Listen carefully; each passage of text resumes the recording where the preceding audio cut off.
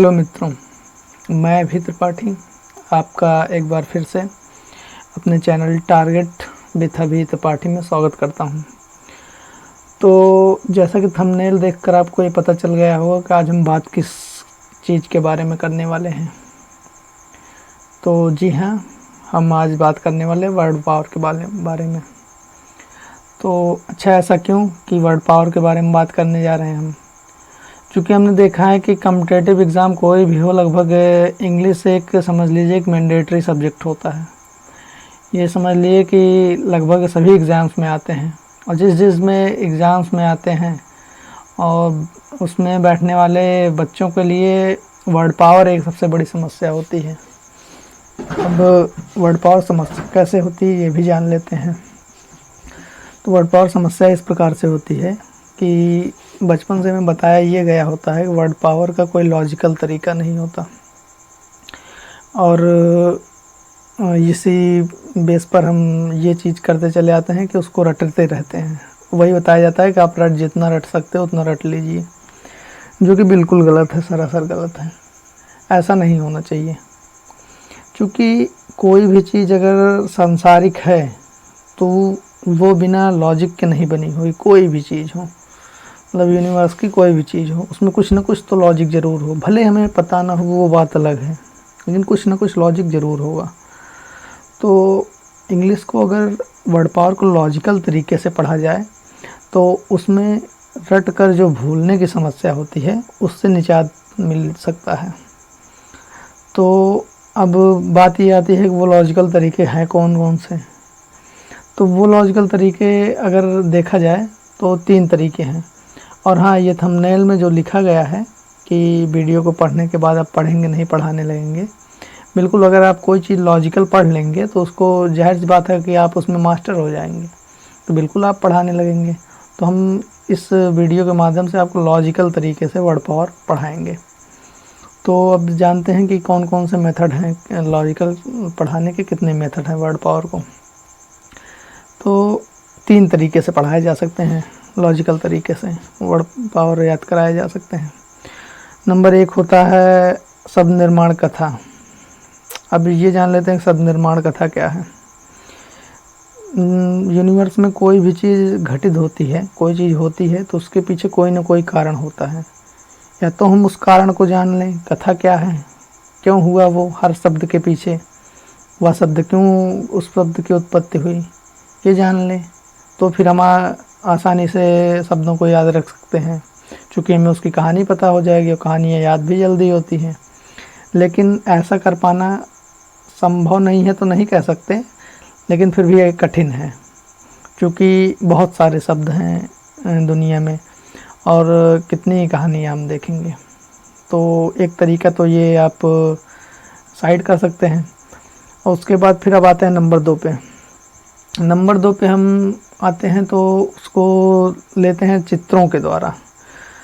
अच्छा, कोई चीज़ आप अगर पर्सनली दिखा दीजिए कोई चीज़ आपको, तो वो चीज़ें आपको ज़्यादा याद रहती हैं। जैसे कि अभी जो गोल्ड मेडलिस्ट हुआ, फर्स्ट इंडिया का पहला गोल्ड मेडलिस्ट, वो चीज़ें अगर आपको एग्ज़ाम्स में पूछ ली जाती हैं तो आप पढ़े रहो या ना पढ़े रहो, एक बार न्यूज़ आपने देखा है, बस तुरंत आप उसको टिक करके चले आओगे सही है, क्योंकि वो आपको याद हो गया, आपके सामने हुआ था, आपने उसे चित्रित होते हुए देखा था टीवी में, रेडियो में, समाचार में, चूँकि आपने देखा था, ये चीज़ हो गया।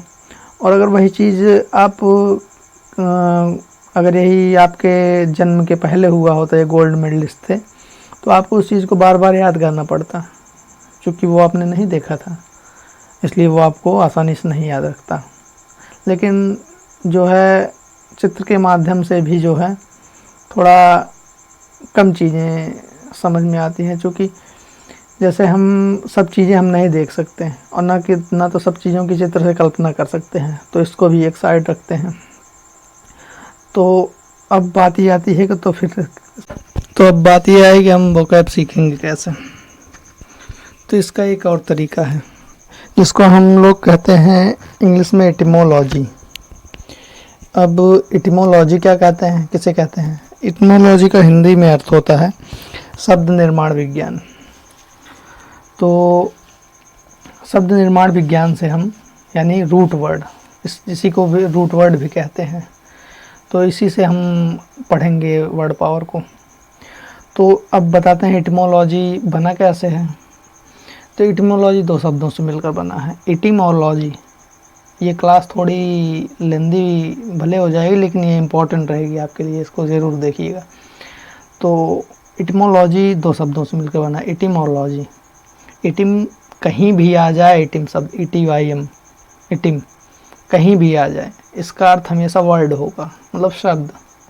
और लॉजी कहीं पर आ जाए तो उसका अर्थ हमेशा साइंस या स्टडी, या किसी चीज़ का अध्ययन करना या साइंस, उस चीज़ का साइंस, ये होता है उसका अर्थ।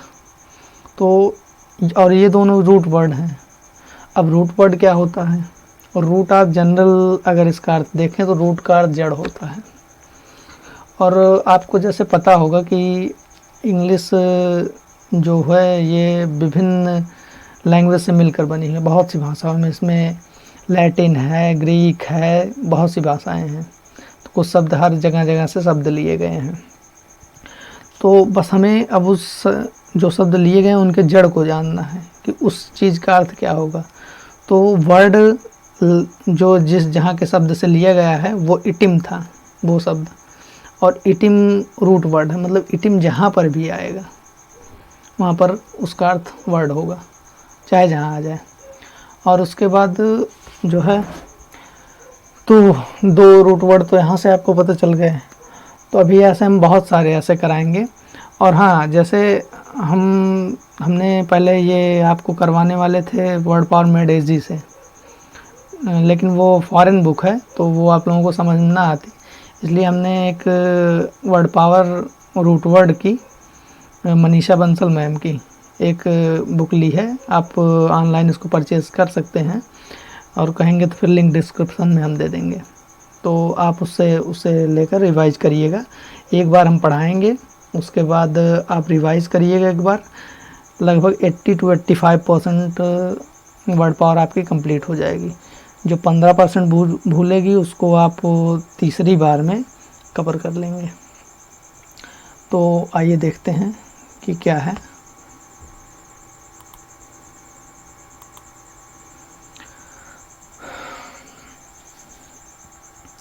अब इसमें देखिए AN नंबर 1 पर आते हैं। इसमें दिया AN। अब इसका क्या मतलब है, AN जहाँ पर भी प्रीफिक्स के रूप में हो, कहीं पर भी, तो उसका अर्थ हमेशा विदाउट या नॉट होगा, कहीं पर भी। अब आते हैं नंबर 1 में, एबायोजेनेसिस दिया गया है। हमने बताया एक अर्थ विदाउट होगा, निगेटिव सेंस देगा ये, ठीक, ये मतलब विदाउट हो गया। अब एक नया रूट वर्ड आपको यहाँ से पता चला, बायो। बायो मतलब लिविंग ऑर्गेन की बात की जा रही है, मतलब जीवन की बात की जा रही है। बायो मतलब कभी लाइफ होता है, कभी लिविंग ऑर्गेनिज्म होता है, ठीक। और जेनेसिस मतलब जनरेट, प्रोड्यूस करना, उत्पादन करना, ठीक, ये जेनेसिस उत्पादन करना हो गया। तो अब इसका अर्थ कैसे जानेंगे, जेनेसिस उत्पन्न हुआ हो, लिविंग ऑर्गन्स मतलब जीवित चीज़ों से नहीं, जीवित चीज़ों से नहीं उत्पन्न हुआ हो, जो अजीब चीज़ों से उत्पन्न हुआ हो, मतलब सजीव से नहीं, निर्जीव चीज़ों से जो उत्पन्न हुआ हो, उसको एबायोजेनेसिस कहते हैं। इसको कहते हैं अजीव जनन। अब इसका एक यहाँ पर एंटोनिम दिया गया है, बायोजेनेसिस, मतलब जो जीव चीज़ों से उत्पन्न हुआ हो, जीवित चीज़ों से उत्पन्न हुआ हो, सजीव जनन हो गया। अब आते हैं नंबर 2 में, अबायोटिक। अ का मैंने विदाउट बताया, बायो का मैंने लाइफ बताया। तो without life, absence of life, मतलब जिसमें जीवन ना हो, जिसमें जीवन ना हो उसको आप क्या कहते हैं, अजैविक कहते हैं। और इसका एंटोनिम जो होगा वो बायोटिक होगा, जैविक। जैविक आप बायोटिक खाद वगैरह में जानते होंगे, बायोटिक कहता है। अब उसके बाद आते हैं एबेस्मल। यहाँ पर एक रूट वर्ड आपको नया मिला, एबेस्मल। एक का तो आप विदाउट हो गए, ये तो जानते हैं, मैंने बताया हुआ है। अब BYSS, बेस, बेस जहाँ पर भी आए, इसका रूट वर्ड का अर्थ हमेशा बॉटम होगा। बॉटम मतलब तल, पेंदी, किसी चीज़ का, जैसे ग्लास में जो नीचे पेंदी लगी होती है, सबसे नीचे भाग ग्लास का, उसको पेंदी कहते हैं, बॉटम। तो एबेसमल, एबेसमल मतलब जिसका कोई आधार कह सकते हैं, बेस मतलब बॉटम मतलब आधार। तो एबेसमल जिसका कोई आधार ना होता है उसकी स्थिति ज़्यादा बहुत बुरी हो जाती है। तो ये देखिए यहाँ पर इसका ये अर्थ निकल कर आ रहा है कि बहुत बुरा, एक्सट्रीमली बैड, ठीक, एक्सट्रीमली बैड, बहुत बुरा। और इसी का एक सिनोनिम दिया गया है टेरेबल। टेरेबल मतलब भयावह, कोई चीज़ बहुत बुरी हो जाए तो उसको टेरेबल कहते हैं। अब उसके बाद नंबर 4 पे आते हैं, एबिस। एबिस मतलब आग, मैंने बताया विदाउट, और उसके बाद बेस, BYSS, बेस आ गया। बेस में यही बॉटम है बेस का अर्थ। और अब देखते हैं इसका अर्थ बिना बॉटम का, ये भी नेगेटिव सेंस दे रहा है आक, मतलब अब इसमें इसका इंग्लिश में अर्थ दिया गया hole that seems to have no bottom, ऐसा छेद जिसमें कोई बॉटम ना हो, मतलब बेतल हो, बिना तल का हो, ठीक, ये हो गया। मतलब एक ग्लास हो, कितना कोई बर्तन हो तो उसमें लेकिन नीचे की पेंदी ना हो, पानी ना रुकता हो उसमें, उसको एबेस कहेंगे। अब उसके बाद आते हैं नंबर 5 पे, एकार्पस। ए का तो विदाउट हमने बता दिया आपको। अब कार्प जो है, ये कार्प एक नया रूट वर्ड आपको मिला। कार्प मतलब फ्रूट, जहाँ कहीं भी कार्प आएगा आप उसको फ्रूट से समझ सकते हैं। अब बिना फल का, बिना फल का क्या होता है, आपने कुछ बोया उसमें फल नहीं लगा, क्या क्या कर दोष दोगे उसको कि फल नहीं लगा, हमने बोया, खाद बीज डाला नहीं लगा, आप ये कहेंगे कि ज़मीन अनउपजाऊ थी, उसमें उगा नहीं कुछ।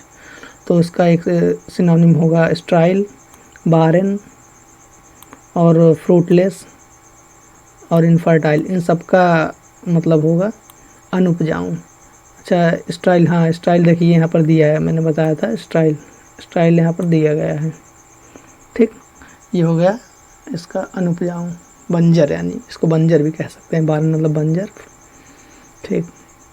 अब आते हैं नंबर 6 पे। नंबर 6 है एसेंट्रिक। एसेंट्रिक निगेटिव शब्द ये भी है, ए लगा हुआ है। अब CENTR जहाँ पर होगा ये इस सेंटर का रूट होता है, CENTR। तो एसेंट्रिक मतलब विदाउट सेंटर, जिसमें केंद्र हो ही ना, तो उसको क्या कहेंगे, इसमें कोई केंद्र ना हो, कोई चीज़ ना हो, उसको क्या कहेंगे, केंद्र, उसको कहेंगे अकेंद्रीय। एसेंट्रिक को अकेंद्रीय कहते हैं। अब उसके बाद ये आ गया नंबर 7 आसिफेलस। आसिफेलस आ गया, आ का मैंने बताया विदाउट है।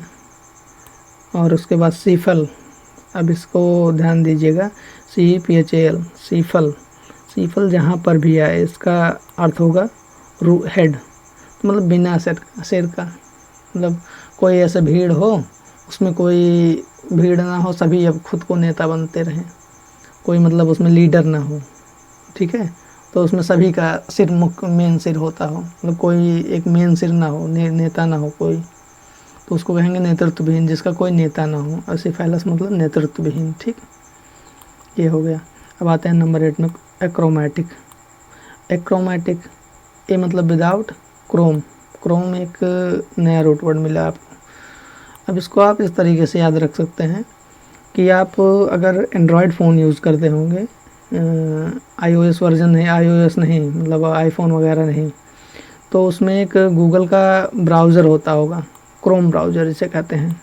तो क्रोम ब्राउज़र का जो वो होगा, क्या नाम है, मतलब चित्र जो बना होता है वो, उसमें देखिए कई कलर होते हैं, तो वहीं से लिया गया है ये। क्रोम का अर्थ रूट होता है कलर, आप उसको वहाँ से याद रख सकते हैं। तो एक क्रोमैटिक दिया गया है बिना कलर का, तो विदाउट कलर यहाँ इसका अर्थ हो जाएगा मतलब बिना रंग का, ठीक, ये एग्जैक्ट एकदम मिल गया आपको। अब जैसे आप इसको इस तरीके से याद रखते हैं कि एक्रोमैटिक, आपको रूट वगैरह कुछ ना पता होता तो बिल्कुल नहीं याद होता, ये काफ़ी समझ लेता। और लेकिन अब इसके बाद हमें नहीं लगता कि आपको इसके बाद फिर से पढ़ने की इसको ज़रूरत पड़ेगी, ठीक। अब उसके बाद आते हैं इसका सिनोनिम्स में, तो कलरलेस ये हो गया इसका सिनोनिम्स। अब नंबर 9 पे आते हैं। नंबर 9 है एसाइक्लिक, बिना साइकिल का। साइकिल मतलब चक्र का, साइकिल आप जानते हैं ना, साइकिल को चक्र कहते हैं, मतलब कोई एक साइकिल पूरा करना मतलब एक चक्र पूरा करना। तो ए आपको बता दिया नॉट, और साइकिल मतलब सर्कल, साइकिल का रूट है CYCL का, तो जिसमें कोई चक्र ना हो मतलब अचक्रीय है, ये हो गया। अब उसके बाद आते हैं नंबर 10 पे, ये हो गया ग्नोसिया। तो इसमें हमने बताया हुआ है कि ए का तो विदाउट होगा, वो चेंज नहीं होने वाला, लेकिन अब ग्नोज, ये आपको एक नया रूट वर्ड यहाँ से मिल गया है फिर से। तो अब जान लेते हैं कि ग्नोज का अर्थ क्या होगा। कहीं पर भी ग्नोज आ जाए उसका अर्थ हमेशा ही नॉलेज से होगा। नॉलेज, ग्नोज मतलब नॉलेज, ठीक, ये हो गया। तो अब जान लेते हैं कि इसका अर्थ क्या होता है एग्नोसिया का। तो एग्नोसिया मतलब जैसे अब यहाँ पर से सीधा अर्थ निकल रहा है जिसके पास ज्ञान ना हो। जैसे मान लीजिए हमारे पास ज्ञान नहीं है होता, तो हम आपको पढ़ा रहे हैं, पढ़ा पाते हैं, नहीं पढ़ा पाते। कोई चीज़ अगर किसी भी चीज़ का ज्ञान नहीं होता तो हमें ये पता चल पाता कि ये लैपटॉप है, हम जिस पे पढ़ा रहे हैं, नहीं पढ़ा बता पाते। तो वही चीज़ है कि जो वस्तुओं या व्यक्तियों का ज्ञान जो ना कर पाता हो उसको एग्नोसिया कहते हैं, ठीक। एंड नंबर 11 आ गया एग्नोस्टिक। एग्नोस्टिक उसी शब्द से बना हुआ है, ए विदाउट, ग्नोस मतलब नॉलेज। तो एग्नोस्टिक मतलब जो जिसके पास ज्ञान ना हो। ईश्वर का ज्ञान भी एक बहुत बड़ा ज्ञान है, क्योंकि देखिए महात्मा बुद्ध वगैरह सब ईश्वर की ज्ञान की प्राप्ति करने के लिए ही गए थे, वो इंग्लिश और अल्फ़ा बीटा गामा पढ़ने नहीं गए थे। तो जिसको ईश्वर का ज्ञान ना हो, जो ईश्वर को ना मानता हो, उसको एग्नोस्टिक कहेंगे, मतलब अज्ञेयवादी, अनबिलीवर, ईश्वर में विश्वास न करने वाला, ये हो गया। अब आते हैं नंबर 12 पे। नंबर 12 हो गया एग्नोस्टिक, ठीक। एग्नोस्टिक मतलब ये मतलब हमने नॉट बताया है। अब गॉन नहीं, एगोनिक है, एगोनिक, सॉरी हमने देखा नहीं, एगोनिक है। तो एगोनिक मतलब हमने नॉट बताया। अब उसके बाद एक नया रूट वर्ड यहाँ पर आ गया, गॉन। ये देखिए, ये यहाँ वाला गॉन, नया रूट वर्ड आपको मिल गया। अब गॉन बना हुआ कहाँ से है ये भी जान लीजिए। गॉन आप जैसे जानते हैं पॉलीगॉन, पॉलीगॉन जानते हैं, पॉलीगॉन मतलब बहुभुज, और उसी में पॉलीगॉन में पेंटागॉन, हेक्सागॉन मतलब पंचभुज, षटभुज, अष्टभुज, सप्तभुज बहुत होते हैं ना, तो उसी गॉन को भुज कहते हैं। अब भुज मतलब एंगल, मतलब दो भुजाओं के बीच के कोण को भुज का गॉन कहते हैं, एंगल, ठीक। तो अब एगोनिक मतलब जिसमें कोई गॉन ना हो, गॉन मतलब एंगल, कोई एंगल ना हो।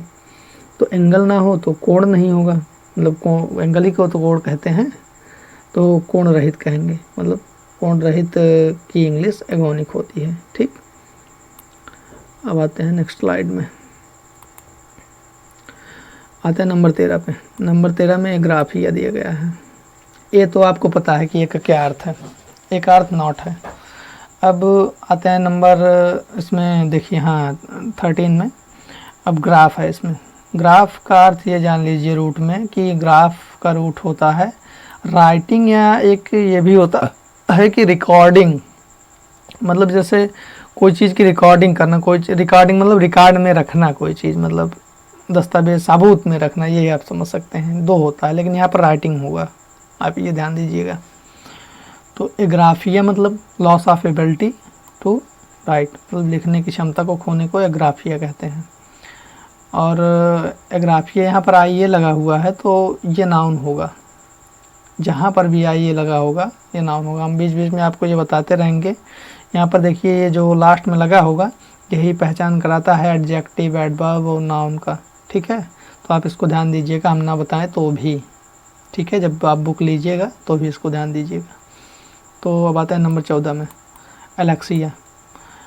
एक का तो आपको पता है, अब एक आपको नया मिल गया लेक्स। लेक्स जो होता है वो रीड का रूट होता है। आप जहाँ पर भी लेक्स आए वहाँ पर समझ लीजिए कि रीड का रूट है, ठीक है। अब उसके बाद इसका भी वही अर्थ होगा, loss of ability to read, पढ़ने की क्षमता को खो देना, उसको कहते हैं एलेक्सिया, जो पढ़ ना पाता हो। अब आते हैं नंबर 15 पे एम्ब्रोसिया।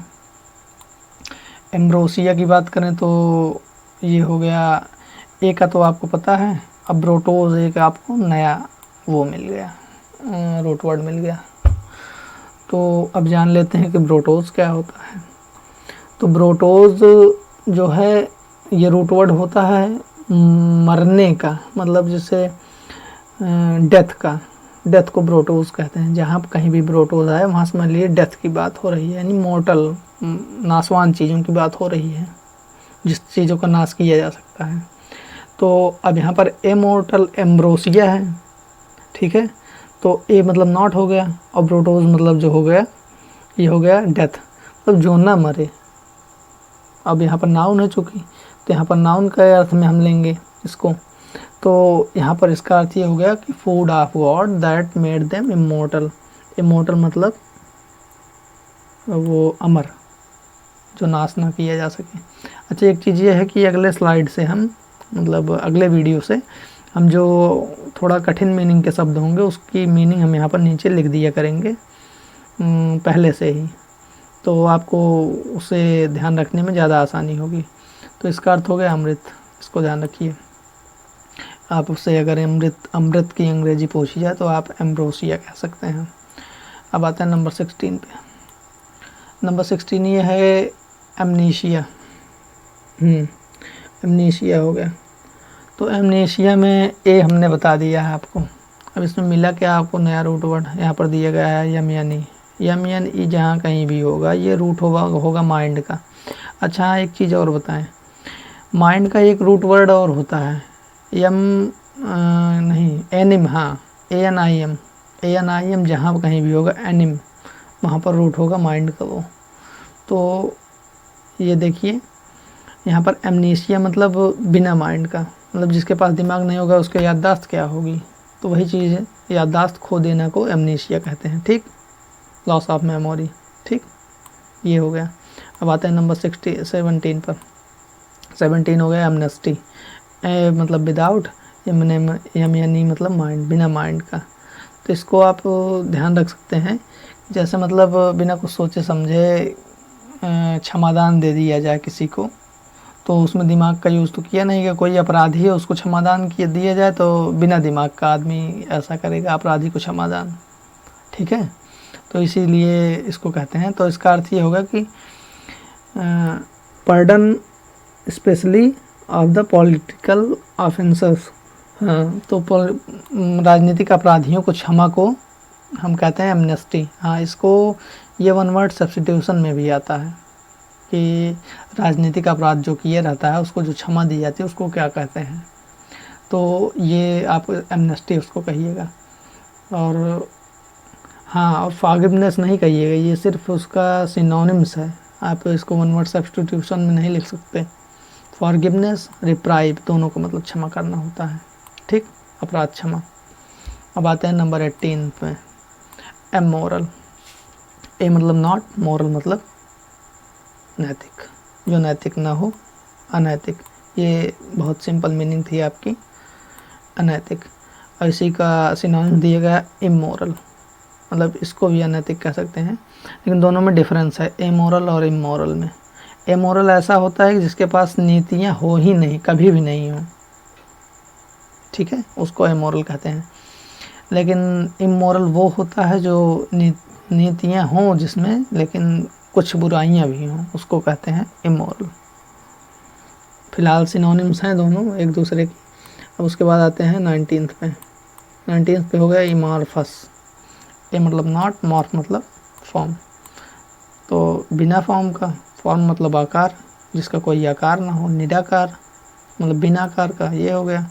अब इसका अर्थ हो गया बिना आकार का, और सिनोनिम से एक इसका दिया गया है, ये सिनोनिम्स में हो गया इसका, ये सिनोनिम्स में हो गया इसका शेपलेस, जिसका कोई आकार ना हो। अब आते हैं नंबर 20 पे। तो 20 में दिया गया है एनीमिया। एनीमिया तो एन, अब देखिए यहाँ से आपको जो मैंने पहले ए और एन दोनों को बताया था, नॉट एंड विदाउट अर्थ होता है, तो अब यहाँ से एन शुरू हो गया, ठीक, इसका भी अर्थ देखिए विदाउट दिया गया है।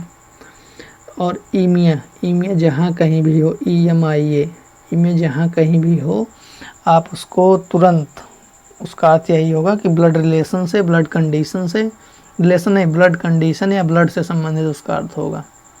तो अब यहाँ पर देखते हैं, ब्लड कंडीशन जिसके पास ना हो, तो मतलब लैक ऑफ ब्लड, ब्लड की कमी है उसके पास, ठीक है, तो उसको खून की कमी को एनीमिया कहते हैं। आप डॉक्टरों से भी सुने होंगे कि इसको एनीमिया हो गया था, ये खून की कमी को कहते हैं। अब आते हैं नंबर 21 पर। 21 एनाल्जेसिया, ठीक, एनाल्जेसिया। तो अब एन का मतलब विदाउट हमने बताया, एल्ज एक नया रूट वर्ड आया, ये नया रूट वर्ड, इसका अर्थ हो गया पेन, पेन मतलब दर्द। तो अब यहाँ पर आप इसका जनरली अर्थ निकाल सकते हैं, जिसका वो दर्द ना होता हो, वो वही सही अर्थ भी है एनाल्जेसिया, क्योंकि ये नाउन है, तो जिसको दर्द नहीं होता उसको कहते हैं एनाल्जेसिया। एंड नंबर 22 पर आते हैं, एनाल्जेस्टिक, ये जो है एडजेक्टिव हो गया, यहाँ पर आई सी आ गया, ये देखिए आई सी से एडजेक्टिव हो गया, आई ए से नाउन बना हुआ है, ठीक। तो एनाल्जेस्टिक। अब एन का मतलब विदाउट, एल्ज मतलब पेन, मतलब ऐसी कोई चीज़ जो जिसके बाद पेन ना होता हो, मतलब पेन से विदाउट पेन कोई चीज़ हो जाती है, पेन ना होता हो, दर्द ना होता हो, ऐसी क्या चीज़ होती है? दर्दनाशक औषधि होती है ऐसी। तो एनाल्जेस्टिक का मतलब हो गया दर्दनाशक औषधि, और इसी का सिनोनिम्स आप एक बहुत सस्ता सिनोनिम्स है, आप सब जानते होंगे इसको, पेन किलर। तो ये पेन किलर हो गया। और उसके बाद आते हैं नंबर 23 पर, एनार्की। एन मतलब विदाउट, और एक यहाँ पर नया रूट वर्ड मिला आपको, आर्क। आर्क कहीं पर भी हो, आर्क का अर्थ हमेशा कहीं पर भी हो, आर्क आपको दिख जाए, उसका अर्थ हमेशा रूल होता है, शासन करना होता है।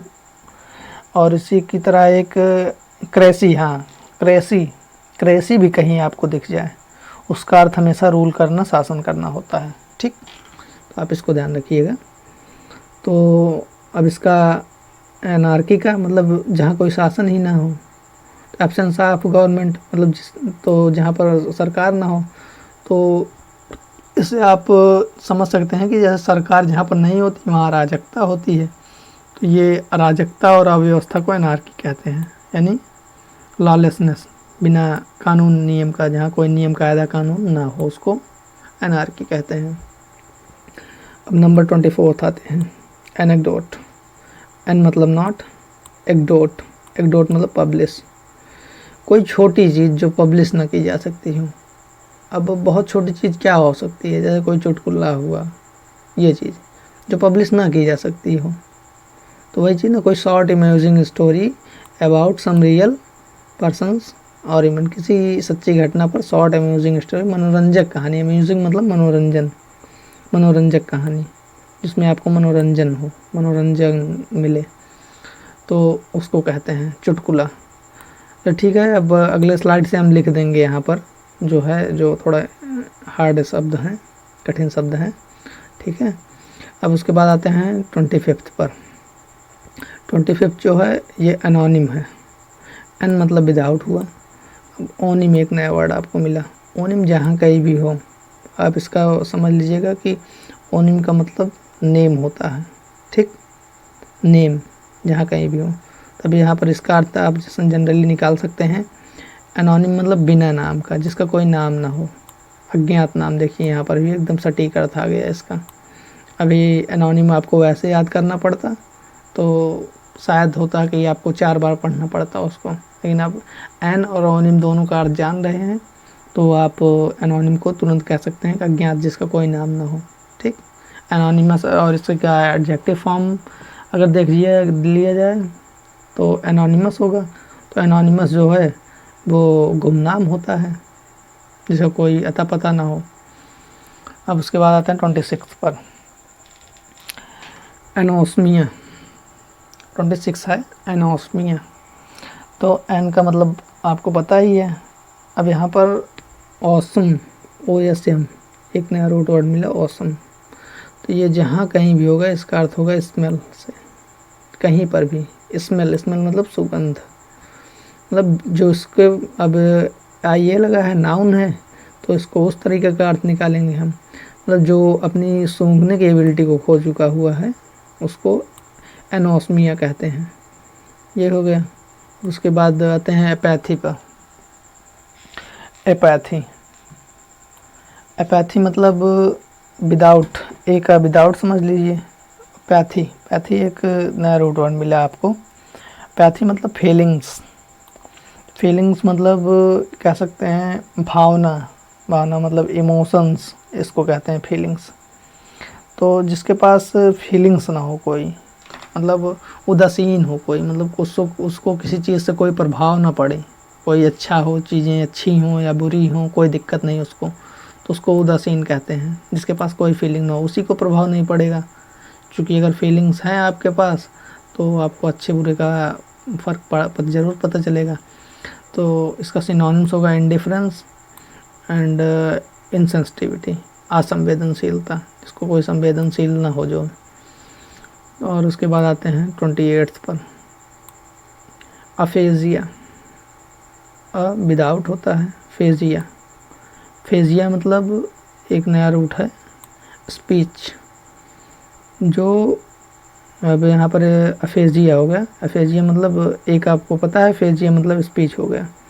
तो ऐसा अफेजिया में आप सीधा अर्थ यहाँ से निकाल सकते हैं, मतलब जो स्पीच ना दे सकता हो। जैसे हम यहाँ पर आपको पढ़ा रहे हैं, तो अगर ना पढ़ा पाते होते, तो ना बोल पाते होते, स्पीच कहीं पर ना दे पाते होते, तो हमको कह सकते थे आपकी अफेजिया, अफेजिया हुआ है उनको, बोल नहीं पाते कहीं पर, कहीं पर बोल नहीं पाने को अफेजिया कहते हैं। यहाँ से आप सीधे देख सकते हैं इस रूट वर्ड, दोनों रूट वर्ड को कॉम्बिनेशन से। अब आते हैं 29 पर, एफोनिया। ठीक, एफोनिया एक आप विदाउट जानते ही हैं, और फ़ोन मतलब साउंड होता है, फ़ोन मतलब साउंड। तो अब इसका भी अर्थ वही निकाल सकते हैं कि लॉस ऑफ एबिलिटी, तो मतलब वॉइस अपनी खो चुका हो किसी इंजरी के दौरान, मतलब किसी घटना के दौरान जो अपनी वॉइस खो चुका हो, आवाज़ खो चुका हो, उसको एफोनिया कहते हैं। अच्छा, एक चीज़ अभी यहाँ पर हमारी तस्वीर नहीं दिख रही होगी, तो हम बता दें आपको कि हमारे लैपटॉप का कैमरा ख़राब हुआ है, तो 15 दिन में बन कर आ जाएगा दूसरा वाला, तो फिर हम लगा दिए करेंगे, यहाँ पर सही हो जाएगी वीडियो। ये थोड़ा अटपटा सा लग रहा होगा यहाँ पर सादी स्क्रीन में। तो नंबर 30 हो गया एफोटिक। ठीक, यहाँ पर आपको एक नया रूट वर्ड मिला फोर्ट, एक आपको विदाउट पता है, फोर्ट आपको नया मिला। अब फोर्ट कहाँ से लिया गया है? आप अगर 12th में साइंस बैकग्राउंड से रहे होंगे तो आपको ये चीज़ें पता होगी कि जो सौर ऊर्जा होता है, सौर ऊर्जा कैसे बनती है। सौर ऊर्जा बनती इस तरीके से है कि सूर्य से पैकेटों के रूप में ऊर्जा विकिरण आती है, प्रकाश के ऊर्जा पैकेट के रूप में आती है, और वो जब पैनल पर गिरती है तो उसी से ऊर्जा बनती है। तो उन बंडलों और पैकेटों को क्या कहते हैं? उन बंडलों और पैकेटों को फोटॉन कहते हैं। तो वहीं से लिया गया, फोटॉन मतलब लाइट, सूर्य के प्रकाश की लाइट से लिया गया है ये फोट मतलब लाइट। तो यहाँ पर एफोटिक हो गया, मतलब विदाउट लाइट, मतलब डिम, डार्क एंड, अंधेरा, डिंजी, धुंधला, ये हो गया इसका अर्थ। अब उसके बाद आते हैं 31 में एपनिया या एपनोइया, इसमें दो शब्द हैं, अपनिया या एपनोइया, दोनों का अर्थ सेम ही है। अपनिया का अर्थ एक नया रूट वर्ड है आपको मिला, पनिया मतलब ब्रीथिंग। तो अब यहाँ से आप पूरा अर्थ निकाल सकते हैं, पूरे को एक करके, मतलब जो ब्रीथिंग ना कर सकता हो, जो ब्रीथिंग ना कर सकता हो मतलब आश्वासन, मतलब परमानेंटली ना कर सकता हो, परमानेंटली नहीं कह रहे हैं, लेकिन जो कुछ देर के लिए ब्रीथिंग ना कर सकता हो, परमानेंटली करेगा तो नहीं करेगा तो फिर तो हो ही जाना है उसका, ख़त्म एकदम। अब उसके बाद आते हैं 32 पे, असोशल। ए मतलब विदाउट, सोशल मतलब सामाजिक, जो सामाजिक ना हो। ये तो आप सिंपल सी थी। ठीक, असामाजिक हो गया ये। अब उसके बाद इसी का सिनोनिम्स दिया गया एंटी सोशल, और इसका एंटोनिम दिया ग्रेगेरियस मतलब मित्रवत, मित्रतापूर्ण, मतलब इसको ग्रेगेरियस कहते हैं, ठीक।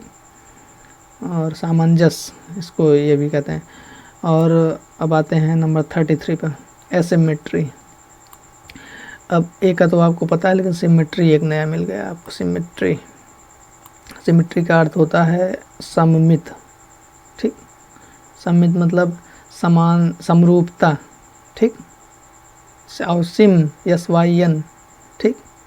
SYM जहाँ पर होगा ये इसका अर्थ होगा, ये रूट वर्ड होगा सेम का, ठीक है, इसको भी ध्यान रखिएगा। तो विदाउट सिमेट्री मतलब असम्मित, जहाँ समानता ना हो, कोई चीज़ समरूप ना हो, उसको असम्मित कहेंगे, असिमेट्री, ठीक। अब उसके बाद आते हैं 34 पे। 34 हो गया असिंक्रोनस। अब हमने बताया था सिन मतलब श्रेयस, सेम होता है, हमने अभी पहले ऊपर बताया था, सिन मतलब सेम। तो अ का बताया हमने नॉट। और क्रोन, क्रोन और क्रोम, इसमें कंफ्यूज मत होइएगा आप, ये दो अलग हैं। क्योंकि क्रोन का मतलब टाइम होता है और क्रोम का मतलब होता है, ये क्या नाम है इसका, नहीं, क्रोन का मतलब टाइम होता है और क्रोम का मतलब कलर होता है। तो अब इसका अर्थ यहाँ से निकाल सकते हैं, जो एक समय पर ना घटित हुआ हो, ठीक। नॉट यहाँ पर हमें दिख नहीं रहा है, ये इसमें नॉट एग्जिस्टिंग और happening at the same time, जो एक समय पर ना हो या एक समय पर ना घटित हुआ हो, मतलब असामयिक, ठीक। और सिंक्रोनस इसका एंटोनिम्स हो गया, ठीक। अब आते हैं नंबर 35 पे, एथीस्ट। एथीस्ट, अ मतलब नॉट हो गया, और THE जहाँ पर होगा वो गॉड का रूट है, कहीं पर भी THE आ जाए समझ लीजिए कि गॉड के बारे में बात करी जा रही है। तो जो ईश्वर को ना मानता हो उसको नास्तिक कहेंगे, और थीस्ट इसी का एंटोनिम्स है, आस्तिक। अब उसके बाद आते हैं एटम। एटम आपने बहुत सुना होगा, एटम बम इत्यादि चीज़ें। तो अब इसको जानते हैं, ये हमने बताया हुआ है कि ए बराबर ए का रूट होता है नॉट, लेकिन अब बात वहाँ पर नहीं है, बात यहाँ पर आई कि टम क्या होता है, TOM, टॉम। टॉम जो होता है काटना, मतलब जिसे काटा ना जा सके। आपको ये अगर केमिस्ट्री पढ़े हुए होंगे तो आप ये जानते होंगे परमाणु किसी चीज़ का सबसे बहुत छोटा भाग है, अब उससे छोटा कोई चीज़ नहीं हो सकता, उससे छोटा उसके वो कण होते हैं इलेक्ट्रॉन, प्रोटॉन, न्यूट्रॉन, बस। अब उसमें उससे छोटा नहीं किया जा सकता, सबसे छोटा परमाणु वो परमाणु ही होता है। तो अब यहाँ से एटम का मतलब परमाणु हो गया, जो डिवाइड न किया जा सकता हो, तो परमाणु ही तो नहीं डिवाइड किया जा सकता, और सभी चीज़ें तोड़ फाड़ के किसी न किसी तरीके से डिवाइड कर दी जाती हैं, तो एटम मतलब परमाणु हो गया, ठीक। अब आते हैं नंबर 37 पर, ट्रॉफी। अब यहाँ पर आपको एक नया रूट वर्ड मिला, ट्रॉफी। ट्रॉफी का क्या मतलब है, ट्रॉफी मतलब न्यूट्रिशन, ट्रॉफी मतलब न्यूट्रिशन। अब विदाउट न्यूट्रिशन इसका क्या मतलब हो गया, विदाउट न्यूट्रिशन मतलब जिसका पोषण न मिला हो उसको विदाउट न्यूट्रिशन कहते हैं, मतलब कुपोषण को एट्रॉफी कहते हैं, कुपोषण की इंग्लिश एट्रॉफी होता है। तो बस आज के लिए इतना ही, और हम कल इसके आगे की स्लाइड में डिस्कस करेंगे, और आप लोग जल्दी से जल्दी किताब को मंगवा लीजिए और फिर इसके साथ तैयारी कीजिए। और अगर वीडियो अच्छा लगा हो तो लाइक, सब्सक्राइब एंड शेयर करिए।